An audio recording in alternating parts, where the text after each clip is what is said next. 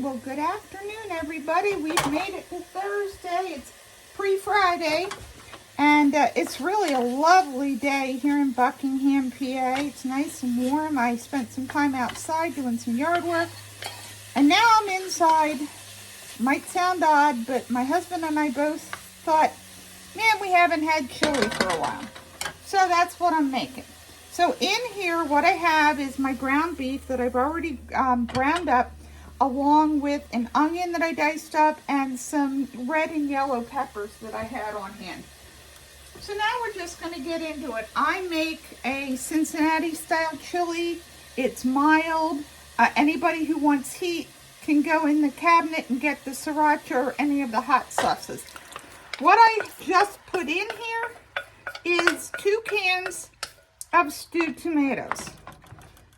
And before I put it in there, I opened up the tomatoes and I kind of chopped them up a little bit so that I didn't have great big hunks of tomato.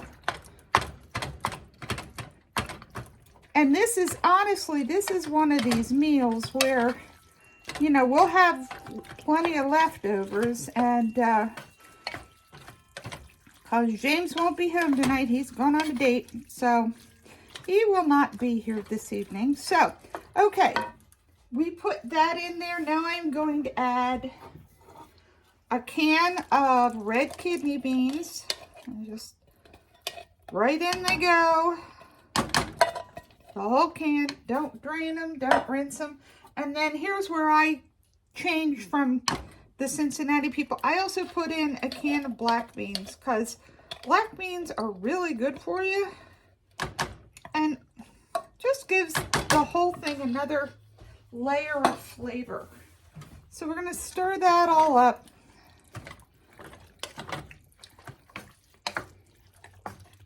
Now, some of this is another mashup recipe because my mom used to make and my grandmother used to make what they called chili con carne. And I took what she did and then I started messing around with it. So there's where we are so far. Now, I do like, because garlic's good for you, I'm going to add some of my Tastefully Simple, not quite that much, garlic. That's what this is. So I don't have to chop any up.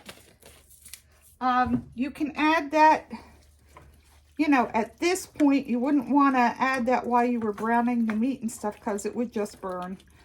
But that'll give a, you know, a nice garlicky, you know, just a hint. It's not going to make it overly crazy. And then this is from my mother. Always a good squirt of ketchup. What we've always done.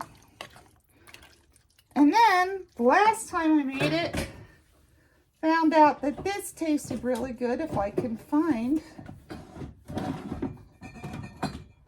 Oh, you know, you go looking for stuff and, oh, there it is. All right.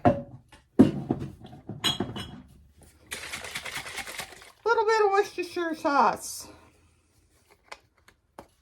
Because isn't everything just better with this? So we're just going to put a little dash in there. You can tell this is a family recipe that I've been making for years because I just sort of, yeah. Okay, now, what makes this a Cincinnati style chili? Here's the secret, people. Cocoa. So I'm going to put in a really nice heaping tablespoon of cocoa. That gives it a tremendous depth of flavor. To that, I am going to add, if you were watching yesterday, you heard me talk about my friends Jill and Peter going to Morocco, and they brought me paprika, and the other thing they brought me was this most amazing cinnamon. Now again, like I say, this is a pure spice. So as I learned the hard way, you don't want to use as much of this as you do the stuff that you buy at the store. I put a good teaspoon of this cinnamon on my oatmeal when I first got it. And man, my tongue tingled for about an hour. Wasn't unpleasant, but it tingled. Okay, so we're just gonna stir this around, get those couple of dry ingredients incorporated.